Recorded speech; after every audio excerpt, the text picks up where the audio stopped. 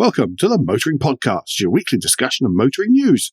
This is episode 536 on Tuesday, the 1st of August, 2023. Hello, I'm Alan. Hello, I'm Andrew. And as everyone seems to have gone on holiday, in the news we'll be lifting every stone to try and uncover something to talk about. In new car news, we'll see if bigger is in fact better. And in points of interest, we catch up on a rather unexceptional day.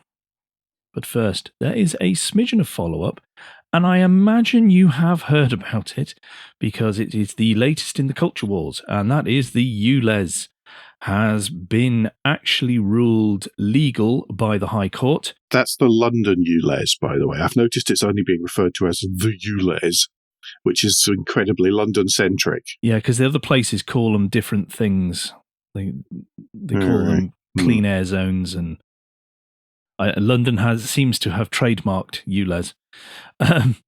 But the High Court has ruled that his expansion is legal. They did make the point that the consultation conducted was not in depth, but it was lawful. That means that from the 29th of August, everywhere inside the M25 effectively will now be subject to a £12.50 charge per day for vehicles that do not meet the requirements on engine emissions. One of the things I kept seeing people pointing out was, of course, this means that if you're going to and from Heathrow, then as soon as you turn off the M4, you happen to have entered the ULEZ, so you're just going to and from Heathrow. But, of course, remember, this doesn't apply to all cars. I think that's something that many people have forgotten. Yeah. Just ones that don't meet certain, I can't remember what the numbers are. It's Euro 4 for petrol and Euro 6 for diesel. Yeah, it's the diesel. It's the Euro 6 diesel one, so it's the tricky one, isn't it? Yeah. But yes, if you've got cars that are newer than those, or comply with those, then you don't have to pay this charge. I say you don't have to pay. You don't pay this charge. Yeah, you're not subject to it. I just made it sound like it was optional. You could if you wanted to, but nobody wants to pay the ruddy thing anyway. So no. Do you want to take us to new news? Please. Aston Martin and Geely yet again. This seems to be an ongoing thing, but Geely has upped its investment in Aston Martin once again. In May, it took it to 17%, and at 17%, they now have a board member. The board member is going to be the CEO of Geely, Daniel Lee, as Geely is now the third largest shareholder. In May, the investment was £234 million, or just under $300 million. And yes, that gives it the right to a board seat. Geely now has, as I said, 17% stake and is third after Saudi Arabia's Public Investment Fund and Lawrence Stroll. Yes, with the unfortunately named U-Tree. Yes, it's. I'm sure it's fine. I'm sure it was fine at the time it was named. And I'm sure it was fine just about everywhere else in the world. Yeah. The interesting thing will be whether Mr. Lee actually makes any difference on the board in terms of steering their strategy. If he even can. Yeah, or if he wants to. But remember, if he wants to as well. But he and Geely have more experience in automotive and actually making cars than either the Saudi Arabian Public Investment Fund or even, Stroll. Yeah, and also Geely does have quite a portion of Mercedes shares, and Aston Martin is tying deeper with Mercedes in terms of technology, particularly engine technology, but it's like the infotainment and that side of things as well, as they are prepping themselves to go to this EV future. As well as that small and medium size, market vehicles as well. So Lotus, Polestar. The thing with Geely is there's a lot of knowledge that can be brought in, that can be used in there. I like the line in here that says, this is from the Automotive News Europe article that's linked in the show notes. It says, analysts have in the past said that Aston's lack of scale and precarious cash balance made it vulnerable. Isn't that the entire story of Aston Martin? Yeah. Change date to fit appropriate time. Yeah, exactly. Right, I am going to move us on, and over the weekend, news was released from Reuters that stated that it claims Tesla had created a secret team to suppress the complaints from thousands of owners over the range of Tesla vehicles.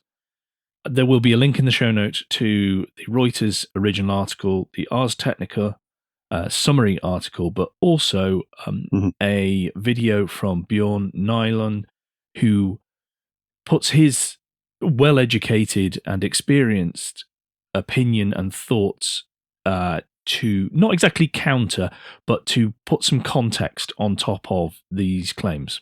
Shall we deal with possibly the bit that's let's talk about that second.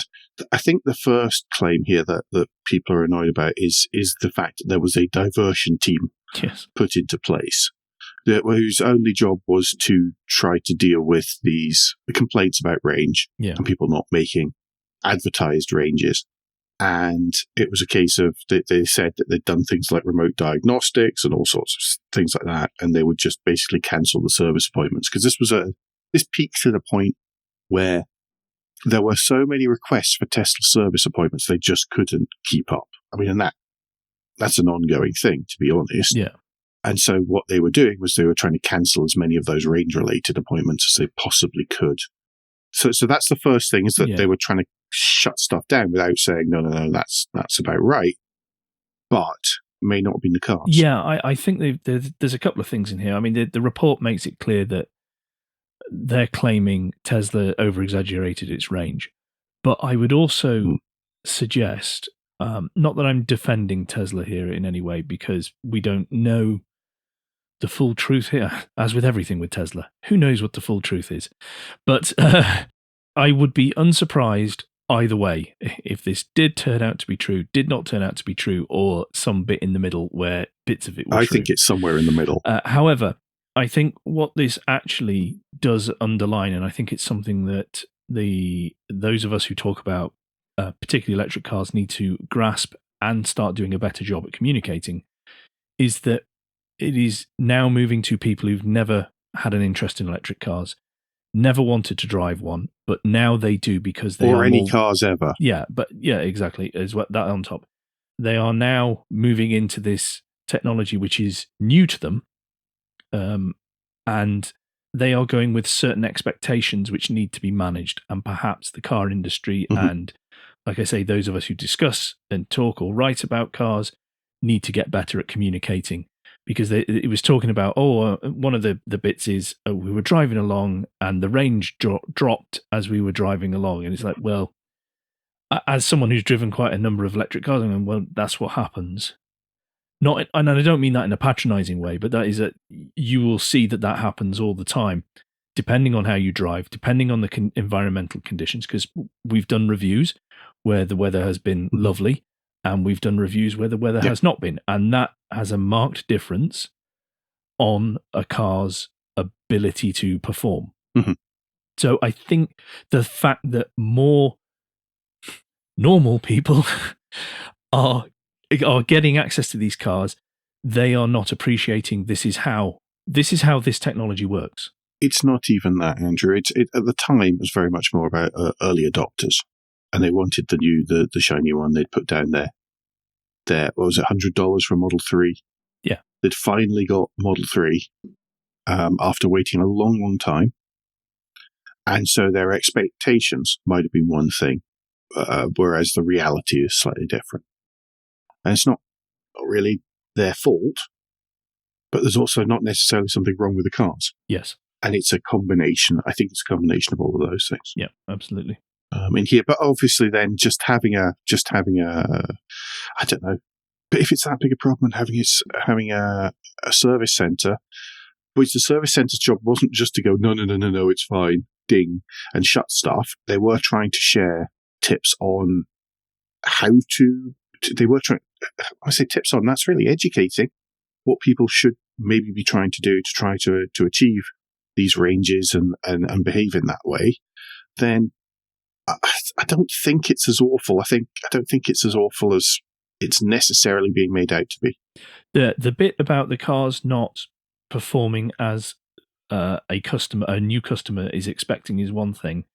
Obviously, as we said at the start, there was the team allegedly put together to try and squash this, and that's not a good bit. But I think the problems with the cars all manufacturers have and all customers will encounter. Yes. The other not good bit was one of the range estimates shows a rather optimistic choice, so that whenever you drive off the dealership forecourt, then it's showing 350 whatever miles or whatever.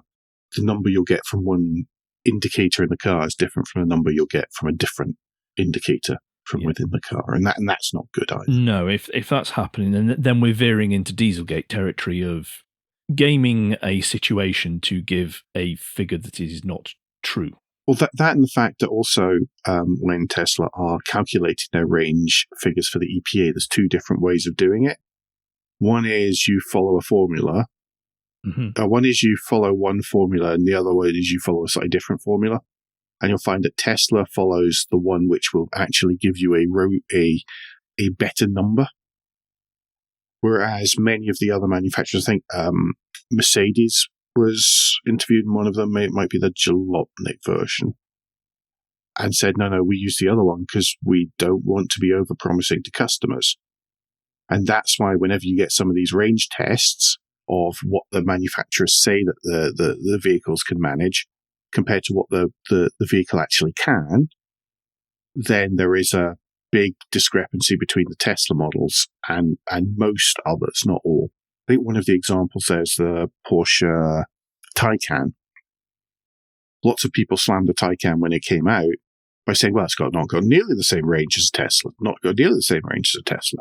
Well, actually, in closer to real-life circumstances, it's got pretty much the same range as a Tesla, if not a bit better. It's just that the calculated numbers aren't as high. Yeah. Because one uses one method and the other uses the other one. And that's the one problem with the EPA figures. EPA figures here in the US I found are generally pretty accurate. Yeah, they do seem to be much closer than the WLTP to ranges, which is disappointing that the WLTP can't get closer, considering it's meant to be as close as we can get to the reality.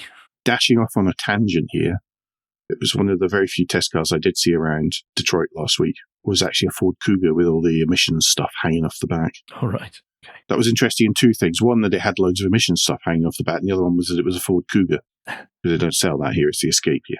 Right. Sorry. Anyway, I think that moves us nicely on to the next story by being completely irrelevant to both. Yes. Story about BT. I know we don't normally cover telecoms when it comes to the Motoring podcast. But BT Group have launched a 2-year scheme to convert on-street broadband cabinets into electric vehicle charging units once they've been decommissioned. Now, these are the copper, essentially, broadband cabinets, which you probably don't even notice exist. But they're on many, many street corners in the UK, many streets. They tend to just be these grey boxes that you see there. And they're where the fibre goes in, and then essentially the copper comes out to lead to your house. BT and OpenReach, its subsidiary, are trying to convert as many houses as possible towards fibre instead. And that will mean that they don't necessarily have the same need or use for these boxes. Mm-hmm. The thing is, the boxes are there already. Yeah. They exist on the street. They have a power supply to them. They have a whole sort of distribution network available from the box. So the thinking here is, maybe we could look at retrofitting these and using them as on-street EV charging points, which seems rather logical and sensible. Yes, shock horror. Especially when we're talking about BT. I know. It's still towards the beginning of this project. Still going to take a couple of years. They need to look at the practical aspects. They need to look at the financial aspects. Loads of things. So there's no promises that this is going to magically happen. No, they're starting in Northern Ireland with a few controlled cabinets to get an understanding of what sort of undertaking this will be if they are to roll it out to. The estimate is up to 60,000 of cabinets across the country. Mm-hmm. Now, this is good news for Northern Ireland because they are so poorly serviced with EV charging that, this might be a quicker way to get charging accessible to more and more people, which we all know we need across the country, but Northern Ireland is, if you think you've got it bad, go to Northern Ireland is pretty much what I would suggest. The story that we'll link to in the show notes from Edie shows a rendering from BT Group. I think it's Edinburgh. And it shows a number of charging points, pavement side. And as well as that, somebody has rendered in rather poorly a green box to show one of the broadband cabinets, because it's one of those things that people try and keep out of pictures normally, even stock photos, on the left of it. So there's a green box on the left, which is the broadband unit, and then you see there's a couple of those. They're those very expensive, Great British charging pole things that were announced, the ones that and never they've been work blocked anywhere, in by. that no one's installed. Really, yeah. Well, that's what they've used in the renderings here, and in the street, and they're being iced in by a couple of non-EVs. Yes. Sticking with EVs, but moving a little bit further backwards in the supply chain. And this is a nice article on the FT that is titled "Myths Are Clouding the Reality of Our Sustainable Energy Future." And this is all about the precious metals that we're going to need. You will have heard this discussed, but the precious metals we're going to need. Can we put a little caveat at the start to this, Andrew? Go on then. It's worth mentioning this is by Adair Turner, and he is the chair of the Energy Transitions Commission. So just to let you know that FT, reputable person, but he also happens to chair the commission in charge of all of this kind of stuff. Yes. Whether that's for good or bad, I just think it's one of those full disclosure moments. Yeah, no, that's good. That's a good Sorry point. about that. But it's talking about the precious metals that are needed to create the batteries that we are going to require for solar panels, for all the sorts of stuff that we need for renewable energy supplies and for using that trapped renewable energy. Because we often see there is a much jumping up and down on social media of, oh no, we need all this, etc., etc. And it sounds huge, but then you'll see it positioned against, the amount of coal that's being dug out the ground to fire up the power stations in Europe or something like that. And you get an idea of how small it is. However, we have to acknowledge, we still need to make more mines to dig out these things. And to do that will harm the environment. There is no way around that. This article does acknowledge that, and it also goes on to explain how this is never used, but it is sort of running in the background for the greater good. And local communities will be adversely hit by these moves. Mm-hmm. And it goes on to state that it needs to happen in developed and not just developing countries. And it needs to happen now. And we need to adjust the planning systems to allow some of these things to happen. But also that strict regulation needs to be put in place to make sure that that there isn't unexpected or unfair amounts of damage done. It's damage done is damage done. Whether we're wanting something new or not. Yeah. Both physically, environmentally, and economically as well. Yeah, absolutely. So this is an interesting article that just puts a little bit of perspective in there, but also is real about whatever we do, there will be problems environmentally, and we need to face up to them. And I think one of our biggest barriers, as we have been seeing with renewable energy, like solar panel farms and wind farms, is there is a lot of not in my backyard going on, and we need to do something about that to ensure that does not stop us dealing with the problems that we are aware are happening. Mm-hmm. There's a link in that article where you can download the material and resource requirements for energy transition report as well. Yeah, do go read straight from the Energy Transitions Commission. Yeah. So yes, well, that takes us in rather shorter time than we normally manage to Guilt Minute, the quick break in the show where we ask for a tad of financial support to keep the lights on and the hosting running. If you feel that the Motoring Podcast is worth a small consideration every month, then you can become a patron. Different levels of patron include different levels of commitment from us to you, including being able to watch the show recorded live. We also have a small range of merchandise in our spring store, from stickers to mugs and t-shirts. If you don't have any spare cash, and we do completely understand, then you can help us by following for free from a podcast player to receive every show as they're released, and by liking and rating the show in whatever way your podcast supplier lets you. If you've done all that, some of you do, so thank you very much, then the last thing you can do is recommend us to your friends or colleagues. Thank you, everyone that does. We do have some new car news. Do you want to kick us off there, Alan, then? Oh, by the way, before you do this one, this is just the way that the articles have fallen. This is not a drinking game moment. That would be unfair. And it wasn't me who selected it to include as well. I just want to make all of that clear. The reason that Andrew's making fuss is because we're going to talk very briefly about the new Lexus LM. The LM is, I think we mentioned it briefly before. Yeah. I think we did. It's the LM stands for Luxury Mover. It is essentially a one-box people mover based on the Alphard. Looks it. Based on the Alphard in Japan, which is just it's a Toyota model. And the idea is that it is essentially a luxury people mover, something that's mostly missing these days ever since the demise of the Chrysler Town and Country, Chrysler Voyager, which was what pop stars used to be moved around in quite a lot. Curiously, it's actually based on the same platform. It's not based on a van platform. It's based on the same platform as the Toyota Highlander, RAV4, and Lexus RX. It's very much from a car point of view, much like MPVs, as opposed to from a van background. It's going to be powered by a 2.5-litre hybrid powertrain, same one as you see in the NX and the RX. It's 246 horsepower and 176 pound-feet of torque.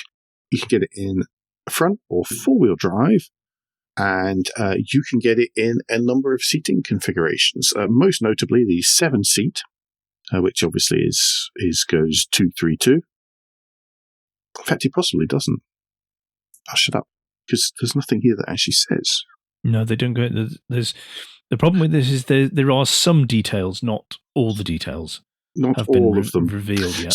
So it's possible that there's two captain's chairs and then a bench at the back, or the other way around. Yeah.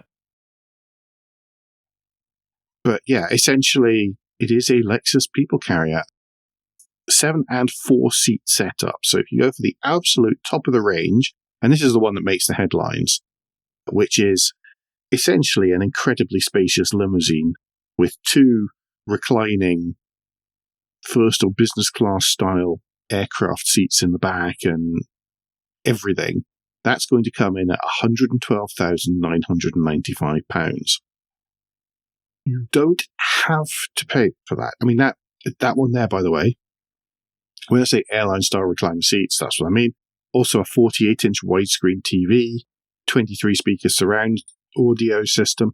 These are all the kind of things that you would normally have to take a V-Class, which is, Mercedes V-Class, which is basically the only other competition in the UK, to a custom coach builder to have add to that. You'd have to go to someone like Carlson or something like that. Okay? Whereas this one, I'm going to say off the shelf in a sort of relative term, but you don't need to do that. But you don't have to go to a third party. You also get fold-out tables, several USB ports, wireless phone chargers, reading lights, vanity mirrors, a fridge, an umbrella holder, a privacy panel. Also, it's a full limousine. Yeah. It's in a van. Yeah. So it's far more subtle. The 7-seat version, not quite as everything, but it will start at £89,995. The V-Class currently starts at just under smidgen under £70,000. But remember on that, with Mercedes pricing, you generally have to pay for, floor mats and stuff. Yes. That's an example. I'm not saying you definitely do. Yes. Yeah, it's interesting. I always think that there's a much bigger market for these kind of vehicles in other countries. I remember some time ago when I was at university in Thailand, then that was where I first saw the sort of Mitsubishi Delica and these kind of vehicles where really they are, the more luxurious ones, then that's what people get driven around in. It's more subtle than an S-Class or something like that. And actually, if you're very, very rich and you don't necessarily want to show it off, this is the kind of vehicle that you're driven in. It's also far more practical in cities. It's easier to get in and out of, all these kind of things. Yeah. I think it's very cool. I like it a lot. I would. Yeah, I like it a lot. I like the adaptability of it as well. Be interesting to give one a spin when they actually come to the UK, because I like the idea of for added privacy, a dimmable glass panel that can be raised or lowered between the front passengers and the rear. I don't think that comes on the 7-seat one. I don't think that comes with 7-seat one. That should be fitted as standard as the family pack. Yeah, good luck. Okay, I'm going to continue to stick with the large vehicle theme, and this time going to the facelift of the Kia Sorento for this year. Now, they have freshened up the front of it, so it looks a little bit more in line with the EV9 that is due out towards the end of the year, early next year. And they are going to continue with, it is expected, because again, details are a little bit sparse, it is expected that they will continue with the same drive and powertrains that we currently have. So there's a 2.2 litre 4-cylinder diesel, a 1.6 litre turbocharged petrol that's hybridized. I'm presuming that means mild hybrid if they're saying hybridized. Otherwise, they call it a hybrid. I don't know, but then they say it's the same engine with a plug-in hybrid system. Yeah. So then there is a plug-in hybrid as well. It's a little bit fuzzy. Yeah, and if you look at the difference in the power outputs, because for the hybridized is 227 brake horsepower, but with the plug-in hybrid it's 281. That's a big. That implies large alternator to actually hybrid to me. Yes, I think so. Yeah. So it will be a mild hybrid is the normal one, and then there's the plug-in hybrid is the top of the range. Prices, again, have not been revealed, but they're expected, as all car prices seem to be doing at the moment, because everything is going up slightly. So this Autocar article expects prices to start from 42,000, going up to 50,000 for the plug-in hybrid at the top of the range. It's not just the outside that's been refreshed. Inside is now as well. It's been made simpler and cleaner. They've got the one large screen that goes from behind the steering wheel into the center console that we have seen in the EV6 and the Sportage. So that is something that is now just going to be wheeled out across the range as cars are brought up to date. That's a very good system. It looks good. It's easy to use and that sort of stuff. They've added some interior colours of interstellar grey, volcanic brown, and cityscape green. Ooh. Green on the interior. I wonder where that's going to be. I don't know, but it sounds nice. It's better than whole of Calcutta black. Well, yes, something that isn't black on black on black I'm all for. Yeah, me too. Just out of interest, the Sorento is the only car in the Kia range that still has a diesel powertrain. This is because of demand for it, which I'm not surprised in a large vehicle like this, but that might change. Be interesting to see whether they cannibalise from themselves with the EV9. I imagine one of the reasons that Sorento still has the diesel powertrains, they're very popular with towing people. Yes, that will be true, yes. They've got very high towing, relatively high towing capacity for caravans and horses and all these kind of things. Yeah. That's one of the reasons of Sorento. That's been as far as I'm aware, that's been a relatively sort of quietly key market for the Sorento. Is horsey people. No, it's a good. I like them. I like them actually. Mm-hmm. The thing is, there's not a lot of stuff that can do that kind of thing. No, much below anything from the House of Brands. Yes, I think you are going up to that sort of price point, which is significantly north. For the towing capacity, it's either that or a pickup truck. Yeah, and there's sort of all of them left either. Yes. So. Right, I think that takes us to points of interest. Do you want to start us off, Alan? It does. I was busy doing stuff on Sunday, mostly so that I could avoid the FOMO that came from FO2. So yeah, last Sunday was Festival of the Unexceptional. And it looks as good as it always does, really. Yes. To be honest. So there's a couple of articles I think have come out of that worth having a look at. First of all, of course, it's from Hagerty themselves, who organise and sponsor the event. And the second of which comes from Keith Adams, which includes a bit of a browse around the car park as well, because really the cars on show for the concourse are only a tiny fraction of what's there and what's interesting. So it's the car park is always worth the walk. Yeah. So we shall link to both of those for your lunchtime reads. Congratulations to the winners and for their fantastic work, actually preparing and trying to source bits for cars which pretty much disappeared, to be honest. So well done to Stephen Pike, who brought his 1991 Daihatsu Applause from Sweden. It's taken him 2 years to get that sorted out, and he was saying how surprised he was to have won, really, because he thought it was still a work in progress, but there we go. Well done to Sean Hudson with his Metro. I know loads of work has gone into that. You can find out more about that in loads of other places. And also Hugo Nij. This is why I ended up with this, isn't it? Hugo Nijkens from the Netherlands with his Subaru Justy as well. Those were everywhere when I was a kid, and you just do not see them anymore. Yeah. At all, ever, anywhere. But yeah, fantastic stuff. Yeah, absolutely. There's lots of stuff on YouTube as well. If you haven't seen any of the coverage, but there's lots of YouTube, the usual suspects that we follow and recommend to you. They've got videos out and everything. And that car magazine article is a bonus list of the week in our coverage. Mm-hmm. Yes, 20 cars we want to take home with us. Yeah. And most of them I probably would. I'd have the Seat Ibiza Mark 1. I've always liked those. I want the Audi 80. Blame me. And in that colour. That's all right. And in that colour. Yes.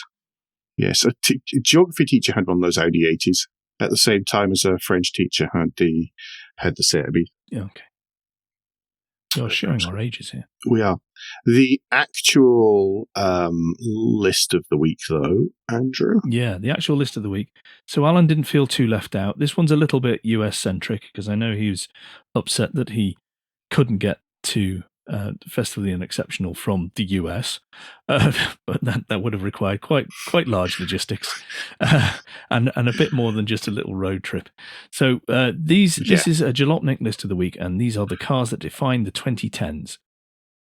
And now, whilst I'll just caveat this before we start, whilst some of the vehicles are very much US-centric, others we will know and recognise and love/loathe, depending on your point of view. But the ones that are US, they are put under certain categories, which I think we can all understand and be on board with. Yes, in a lot of cases, there was an equivalent. Yeah. In the UK and in Europe. Yeah. Is there any on here that really stand out more than others to you? Because I mean, when I see some of these pictures, some of them I go, oh, well, that's years ago, and others I go, well, that's new now. In some cases, it's worse than others. I think the big one is always, in the future, is always going to be the crossovers and crossover SUVs. Uh-huh. The fact that it went from, sure, there were some that were already around, like RAV4, CR-V, many of these, then all of a sudden everyone had them. Yeah. We had the BMW X1 and X3, all sorts of offerings from Mercedes, some of which we didn't get in the UK, like the GLK. But yeah, that, and definitely in white, grey or black, and not in any colour. Yeah. Yes. I think is the one there that particularly stands out. There's lots of other stuff. There's many things in this list. What about you, Andrew? I think there's probably enough that you can choose one. There's some. What we saw as the Maloo, but the Honda Ute. That seems such a short-lived, fantastic thing. The Holden. Yeah. Sorry, it's just somebody will pick it up. Yes, sorry, the Holden. Yeah. Well, I think the whole pickup trucks thing. They came and went. I know that it covers a number of categories here, but I think the whole pickup trucks thing where there was that tax loophole in the UK, and so all of a sudden everyone had all the dentists, Barberry, Worry, Thunder, whatever. I think that was a big one, but which seems to have disappeared now. But it didn't. Yeah. There's loads more to check out though, so do click the link in the show notes as ever. And finally, this week is another watchy one, and it comes from Haggerty, but it doesn't really. It comes from YouTube, and it's talking about saving rally history from deteriorating VHS tapes, as it says in the title there, and it's all about VHS rallies. I don't know if this has been proposed to any of you on YouTube. I know I constantly, from my end, every now and again, I click on it. They sort of scan old rally footage and shows from VHS tapes, make sure there's a digital copy, and then post that onto YouTube in many cases. Not just rallies, but rally cross and all sorts of other stuff like that. Yeah, it's a great YouTube. Yeah, so it's good to have on the background, I find. Yeah, if you're into any rally stuff, particularly British coverage from the 80s to the 2000s, then this is the channel for you.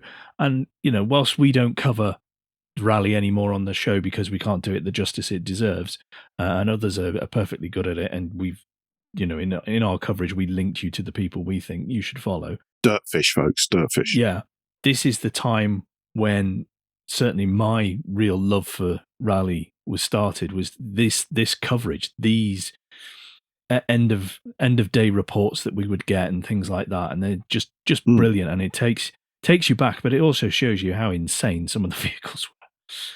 Tony Mason standing in the snow, yes, or the mud type of thing. Yeah, that's what I always think. Lots of bobble hats and forests, fantastic. It's great. It's really good stuff. Yep. I think that's us for this week. Andrew, are there any parish notes? No parish notes. Sorry it's so short. This would be probably our only parish note, but there is literally no news unless we were going to fall down the political football that is the Motorist Now rabbit hole, and we're not prepared to do that. No. Not at 6:30 in the morning. No. And you don't want to listen to that. No. If you want that, there's plenty of other. There's at least one YouTube channel I can think of. If you want that kind of stuff, knock yourselves out with that. I know I won't be. Anyway, moving swiftly on. Don't forget, between now and next week, you can give us any feedback, share thoughts, or show at Motoring Podcast on all of the established social networks and on the contact page of motoringpodcast.com, the hub of all our activities. Remember, you can support us financially via Patreon, and please leave a review and rating on Apple Podcasts or however your podcast app lets you do such a thing. Andrew, what's the best way to get in touch with you? Best way to get in touch with me is to search for Crack Windscreen on Twitter or Mastodon, where you should find me. And Alan, if people would like to speak to you personally, what's the best way for them to discuss your teacher's cars from when you were at school? Then it's probably best to use, well, as I say, any of the established social networks, whatever they're called this week, where I'm at AJP Bradley. That's BRADLEY. We'll be back very soon. But until then, I've been Alan Bradley. I've been Andrew Clues. And safe motoring.